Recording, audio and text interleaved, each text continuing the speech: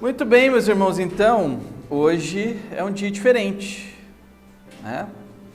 Hoje é um dia diferente, hoje temos uma data diferente, né?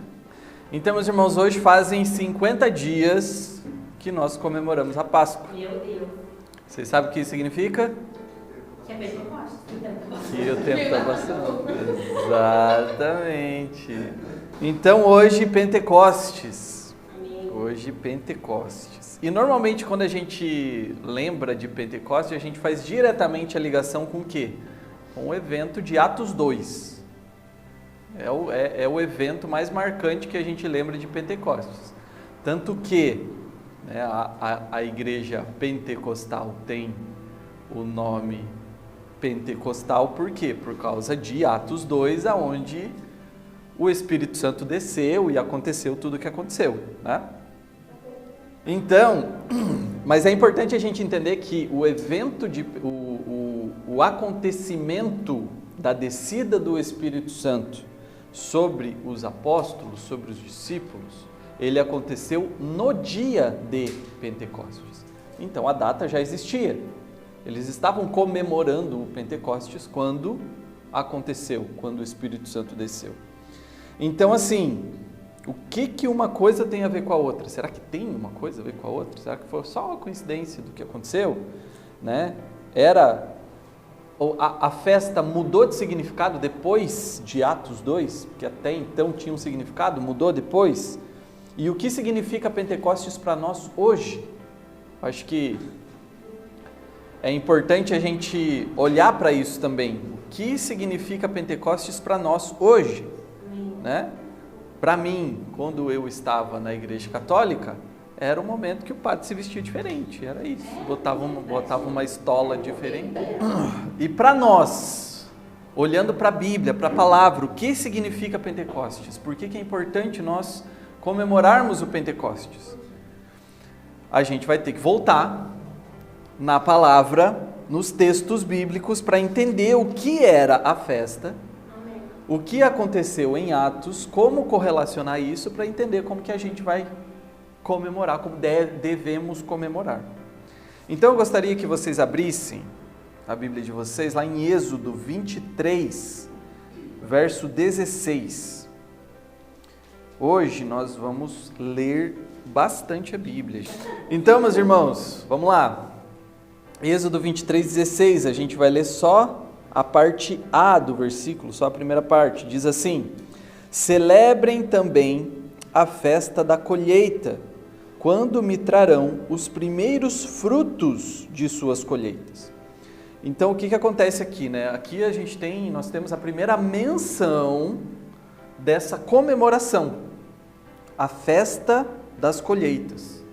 Essa é a primeira menção da comemoração do que depois se chamaria Pentecostes, tá? E aos poucos a gente vai entendendo como a gente pode relacionar essa festa com o Pentecostes, porque Deus ele vai se revelando progressivamente, lembram? Então, tanto a sua revelação sobre quem ele é, quanto a sua revelação sobre como ele age na história, quanto a sua revelação sobre o plano de salvação, essa revelação ela vai acontecendo progressivamente. Vocês lembram quando ele vai conversar com Abraão, por exemplo? Cada vez que ele encontra com Abraão, ele dá uma informação a mais. Ele chega assim, vou te dar sai da tua terra, da tua parentela, que eu vou te dar uma terra que será sua, e a partir de você todos os povos da terra serão abençoados. E é isso. E Abraão olhou para aquilo e falou, tá bom, estou aí sem fazer nada, vou lá. Depois, Deus chega para Abraão de novo e aí Deus começa. Porque eu vou te dar uma descendência grande, numerosa. Depois ele fala, porque a sua descendência virá não sei o quê. E aí aos poucos ele vai revelando para Abraão. E assim ele faz também na revelação sobre a festa, ou sobre as festas que os judeus comemoravam. Então, meus irmãos, nesse primeiro contexto, aqui em Êxodo 20, do 22 em diante, não, do 21 em diante, do 20 em diante, ele começa a trazer as leis, as ordenanças, os 10 mandamentos.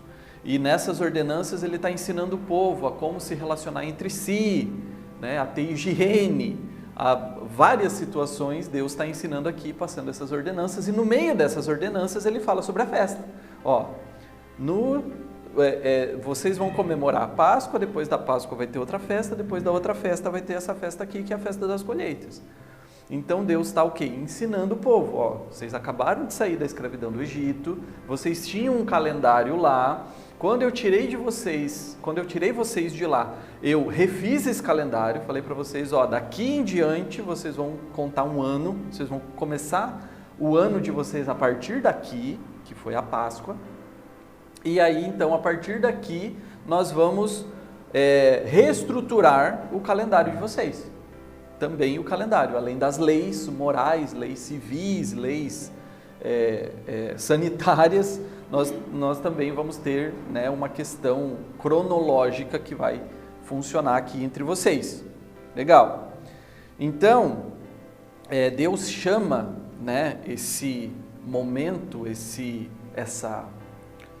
contrato, né, essa aliança de membresia, né, de decreto da aliança, aonde Deus passaria para o povo, ó, para que vocês possam ser o meu povo e eu possa ser o seu Deus, vocês vão ter que, não, tá de boa, vocês vão ter que cumprir essas ordenanças. Além dos 10 mandamentos, tem mais 614 leis civis que vocês vão ter que cumprir, tem mais as leis cerimoniais que vocês vão ter que fazer, e tem mais as ordenanças das festas. Legal? Vocês concordam? Lá no capítulo 24 eles vão falar que concordam.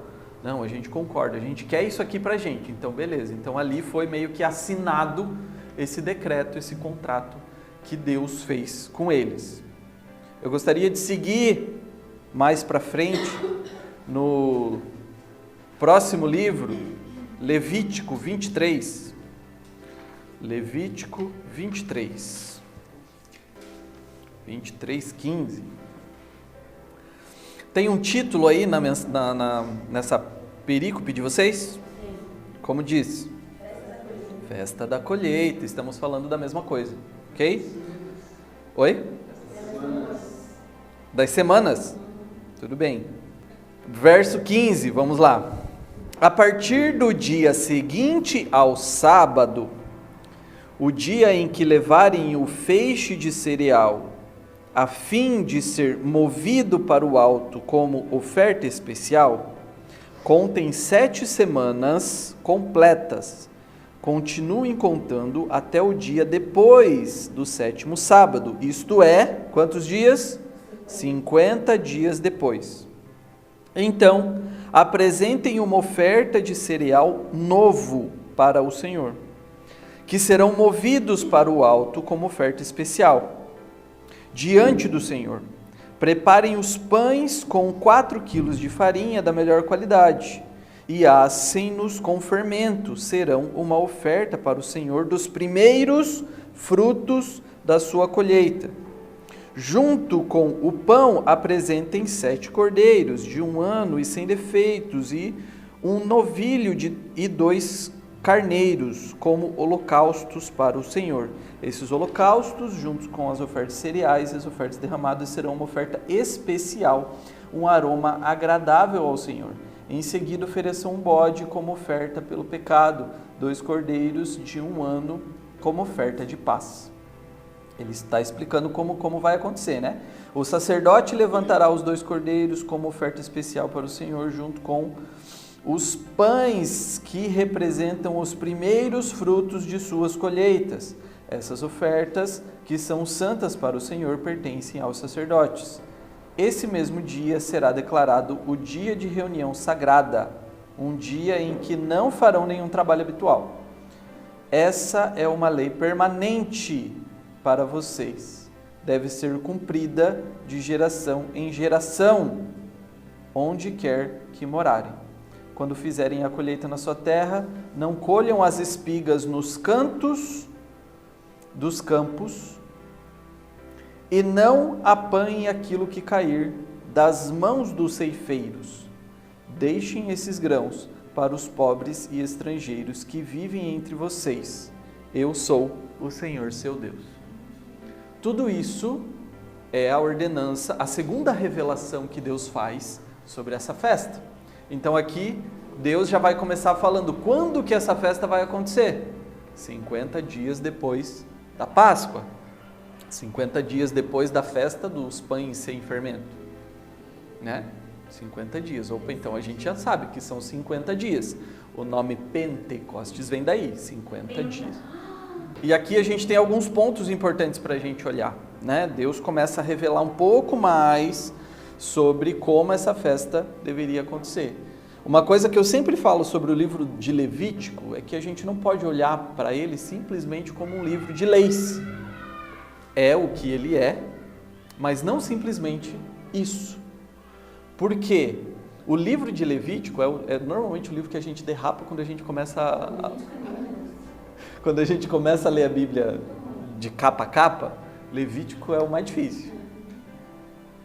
Primeiro, porque ele se repete em vários momentos. Segundo, porque é um monte de leis.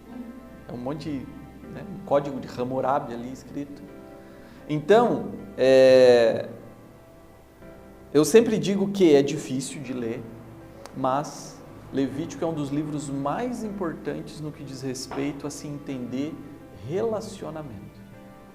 Porque Deus está ensinando um povo que estava há 400 anos vivendo numa cultura completamente diferente, numa cultura politeísta. Eles estavam como escravos, eles não sabiam mais como era ser filhos de um Deus Pai.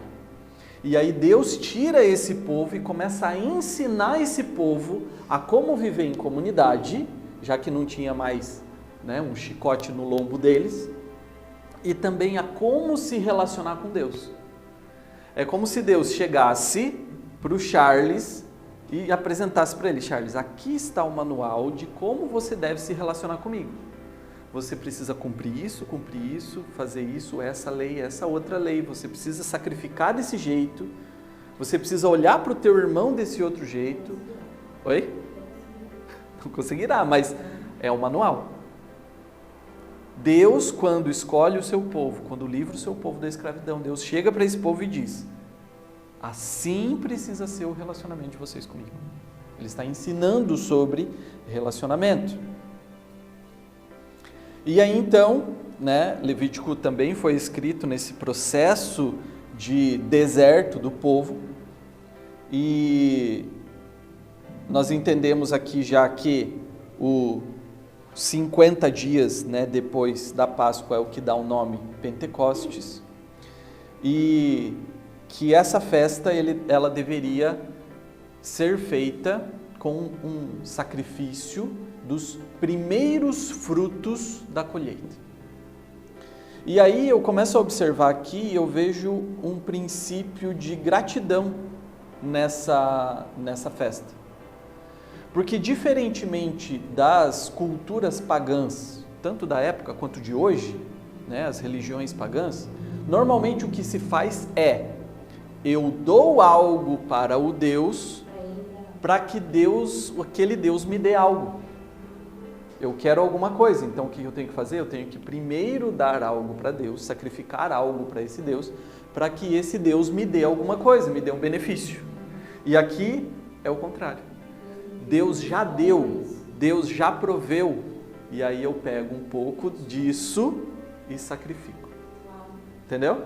Então eu começo a observar dessa forma que essa festa, esse momento de Pentecostes, ele tem esse viés de olhar para aquilo que Deus fez por nós e agradecer a Ele, entregar a Ele em sacrifício um pouco disso que Ele deu para nós. O que acontece, A diferença, normalmente nas culturas pagãs eu faço alguma coisa, então eu mereço algo em troca. Aqui não, eu não mereço nada. Deus proveu, mesmo eu não merecendo, então Ele fez isso por amor a mim, Então eu respondo a isso com amor e eu devolvo em forma de sacrifício um pouco daquilo que ele proveu. Que ele proveu, exatamente. E aí lá no verso 22, Deus vai falar sobre deixar alguma coisa para os pobres, para os necessitados que estão ali. Então, não só eu estou sacrificando aquilo que Deus me deu, mas eu também estou pegando um pouco daquilo que Deus me deu e repartindo com as pessoas que não têm. E você vê que ele diz ali, ele não diz a sobra, o que ele diz? As espigas dos cantos e o que cair da mão. Por quê? Era possível o que caiu da mão ir lá juntar e era possível juntar, colher os dos cantos. Mas Deus fala o quê? Não faz. Por quê? Porque existem necessitados entre vocês e esses necessitados vão precisar do que está ali. É esse princípio de repartir. Além de devolver a Deus o que Ele nos proveu, também de repartir aquilo que nós temos com os nossos irmãos necessitados, os que vivem entre nós necessitados. E assim, meus irmãos, por incrível que pareça, eu não estou pregando sobre dízimo, eu não estou pregando sobre oferta, e eu não estou pregando sobre assistencialismo. Parece, mas não é. Quando Jesus está no Sermão do Monte, que Jesus fala, buscai primeiro o reino de Deus e a sua justiça, e o resto vai ser acrescentado, eu vejo que isso tem muita relação com isso aqui. Porque eu vejo isso aqui ter a ver muito mais com o reino de Deus e a sua justiça do que com dízimos e ofertas. Existe algo muito maior que Deus nos deu do que provisão financeira e provisão alimentícia. E é isso que a gente vai continuar vendo aqui. Outro texto, Deuteronômio 16, 9 e 12. Deus está se revelando progressivamente. 2 livros à frente aí, Deuteronômio 16. Tem um título aí? O que está escrito? Festa da colheita, festa das semanas, ok? Muito bem, 16. Não, 16, 9. Festa da colheita.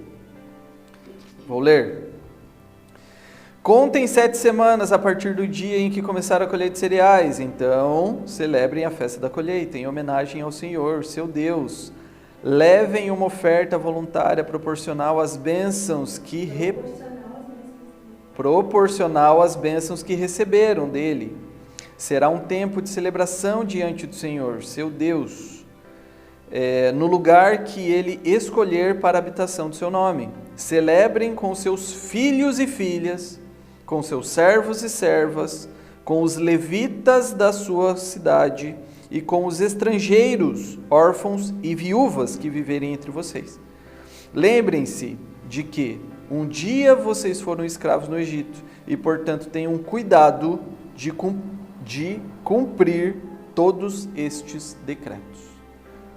Meu irmão, Deuteronômio, acredita-se que Deuteronômio foi escrito às margens do Rio Jordão, quando o povo estava para atravessar o Rio Jordão e chegar em Jericó e começar a tomar posse da terra prometida. Então, Gênesis, Êxodo, Levítico, Números foram escritos nesse processo. Quando chegaram lá, Deus chega para o povo e fala assim, Deus chega para Moisés e fala assim, lembra tudo que a gente escreveu até agora? Lê tudo de novo para eles, porque eles vão precisar dessa recapitulação. É tipo Telecurso 2000, né? Atenção, que é a hora da revisão. E aí então Deus senta, Moisés senta todo mundo e fala assim, então gente, lembra o que a gente viu até agora? Eu vou ler tudo de novo para vocês, e Deuteronômio é isso. É uma revisão de tudo que Deus falou com o povo. E não adiantou nada, mas tudo bem. Deus falou de novo com o povo. E aí é claro que Deus revela mais um pouco, mais uma parcela, mais uma faceta dessa festa, que deveria ser comemorada com os filhos, as filhas, os servos, com os levitas, né? O que acontece com os levitas? Quando eles repartiram as terras para cada tribo, os levitas eram responsáveis pelas cerimônias, pelos sacrifícios. Então, em cada cidade ficava um pouco de levita. Os levitas não tinham uma terra só para eles.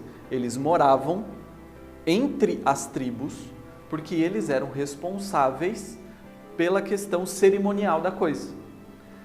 Então, lá na tribo de Judá, tinham levitas morando lá, e esses levitas eles não tinham uma terra deles. Era cedido um pedaço para eles morarem, cultivarem e tal, mas não era deles. Então, o que Deus está falando aqui? Os levitas que não têm uma terra também precisam participar disso. Eles não podem passar necessidade. Eles estão trabalhando entre vocês. E aí, os órfãos, os estrangeiros e as viúvas. Então, meus irmãos, eu vejo Deus ordenando para que o povo festejasse com a sua família, com seus irmãos, com as suas tribos, com os órfãos, as viúvas, os estrangeiros. E o entendimento que eu tenho é assim: meus irmãos, comemorem com aqueles da sua casa, com seus filhos, com seus servos, mas não esqueçam daquele que não tem família, dos órfãos. Festejem com ele também, ele está no meio de vocês. Festejem com aquele irmão de tribo que não tem uma terra, que mora entre vocês. Ele é teu irmão, levita, teu irmão, mas ele não tem uma terra. Festeje com ele, mas também festeje com aquele estrangeiro que não é teu irmão, que também não tem uma terra, que também está aí como estrangeiro. E festejem como gratidão sobre aquilo que eu dei para vocês. E também festeje com a viúva.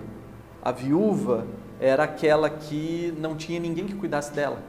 Não era só viúva porque o marido morreu, mas era viúva porque ela não tinha ninguém que pudesse cuidar dela. Então, ela não tinha uma renda, um trabalho, enfim, e ela era cuidada pela comunidade. Então, cuide da viúva também. Então, Deus está trazendo o entendimento dessa festa.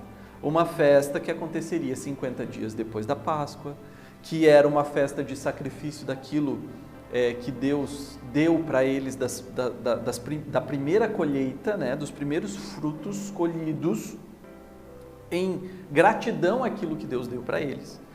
E comemorem com todos, repartam com todos, chamem todos para partilhar de tudo isso.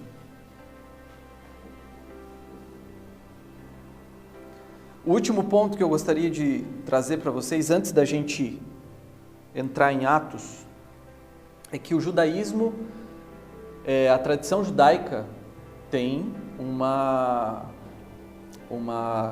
também comemora, e eles têm um entendimento sobre a comemoração disso. E essa comemoração começou no segundo templo. O que seria o segundo templo? Em um determinado momento da história, o povo judeu foi levado cativo para a Babilônia. E o povo judeu viveu lá 70 anos, até que a Babilônia foi dominada pelos persas, e aí então os persas deixaram com que o povo voltasse para a região de Jerusalém, Judá, que depois virou Judeia, para reconstruir o templo. E Zorobabel foi esse líder que veio com o povo para reconstruir o templo. Isso mais ou menos 500 a.C. E eles fizeram uma revolução doutrinária no povo e começaram a chamar essa festa da colheita de Shavuot. Começaram a chamar essa festa de Shavuot, que é o que a gente conhece como Pentecostes hoje.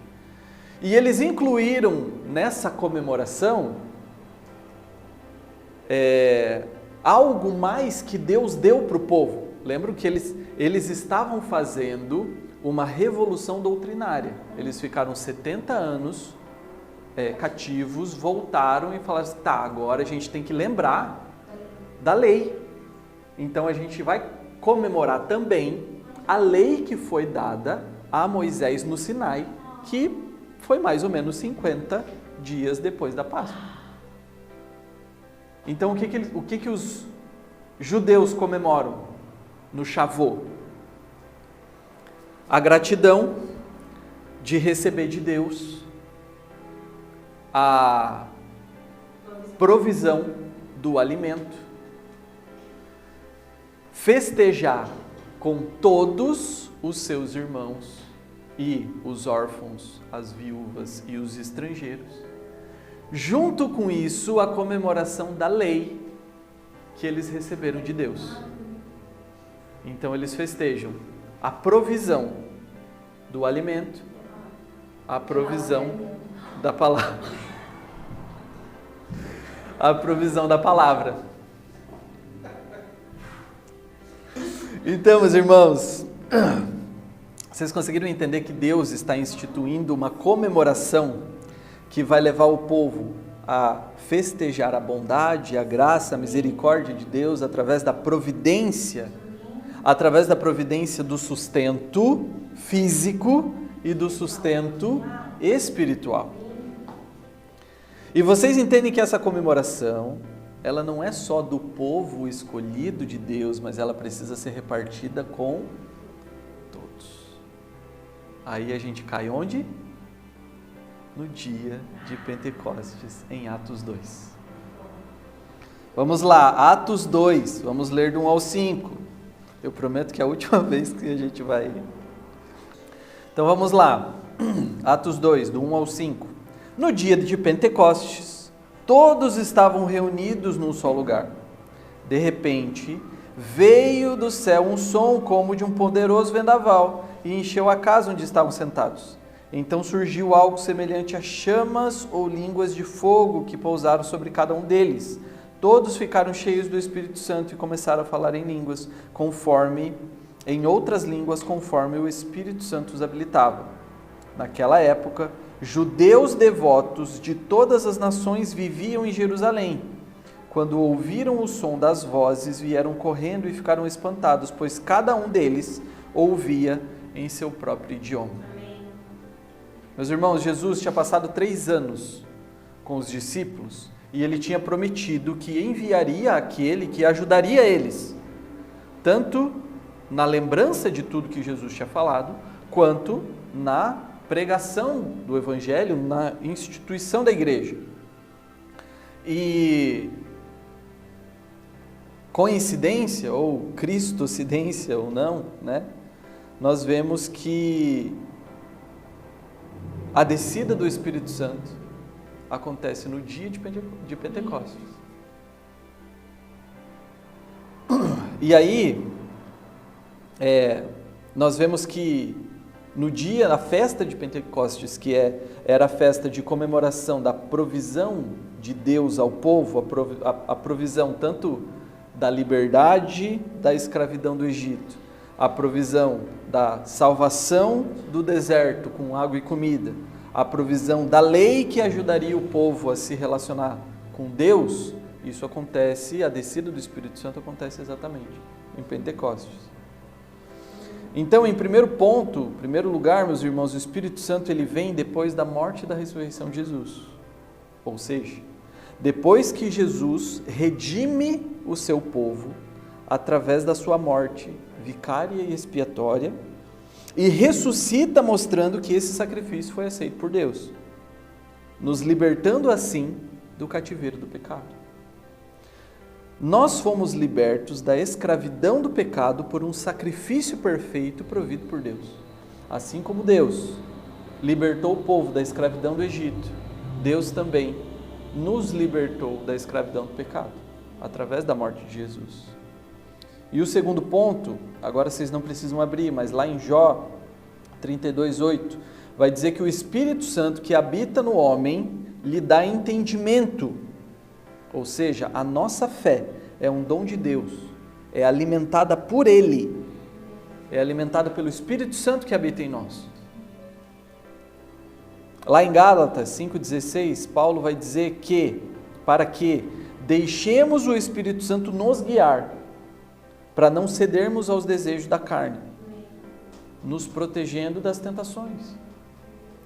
E lá em Hebreus 10, 15 e 16, nós vemos que o Espírito Santo é quem grava a lei de Deus em nossos corações, nos direcionando a um relacionamento íntimo e profundo com Deus.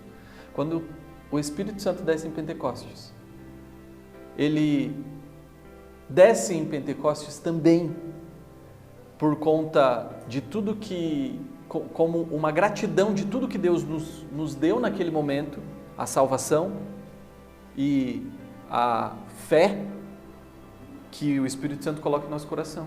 Mas também o Espírito Santo, como uma comemoração da entrega da lei de Deus ao povo, o Espírito Santo desce sobre nós para escrever a lei de Deus no nosso coração, para que nós consigamos nos relacionar com Deus. Então, meus irmãos, o dia de Pentecostes não é uma constatação de um avivamento que aconteceu lá em Atos. E também não é uma prova de que a teologia pentecostal é a teologia mais correta. O dia de Pentecostes é uma lembrança que nós fomos salvos e libertos da escravidão do pecado, que nós estamos sendo protegidos e supridos pelo Espírito Santo que habita em nós. E nossa fé está sendo edificada na lei de Deus, gravada no nosso coração. Aí depois de tudo isso, o que Pedro faz? Prega a palavra. Amém. O dia de Pentecostes precisa nos lembrar que o Espírito Santo nos dá poder para falar a toda língua, povo e nação. O dia de Pentecostes precisa nos lembrar que o resultado da descida do Espírito Santo não pode ser somente uma experiência, mas o que a gente vai fazer com essa experiência, que é pregar o Evangelho a toda criatura e batizar no nome do Pai, do Filho e do Espírito Santo. O dia de Pentecostes é uma celebração onde nós festejamos a salvação provida por Deus, dia que nós festejamos com a nossa família, com os nossos conterrâneos, mas que também nós dividimos com os necessitados, os órfãos, e os estrangeiros e as viúvas. A grande comissão, ela começa em Pentecostes. Então, diante disso, meus irmãos, nós precisamos ter essa consciência tanto de gratidão, quanto do movimento de compartilhar tudo que nós recebemos, a palavra que nós recebemos, a salvação que nós recebemos, com os de fora. Concluindo, Pentecostes não é apenas uma data para marcar um evento histórico na igreja, mas é uma celebração de um Deus que provê, que liberta e que ensina. A mesma festa que começou como gratidão pela colheita se transformou em Cristo, em uma celebração pela salvação, pelo sustento espiritual e pela presença constante de Deus em nós, o Espírito Santo habitando em nós. Hoje, nós somos o povo da nova aliança, cheios do Espírito, chamados a viver essa realidade todos os dias, com gratidão, com santidade e com missão. Que o Pentecostes nos lembre de que fomos libertos da escravidão do pecado, que nós estamos sendo guiados pelo Espírito Santo e somos enviados ao mundo como testemunhas do reino de Deus. Amém, meus irmãos?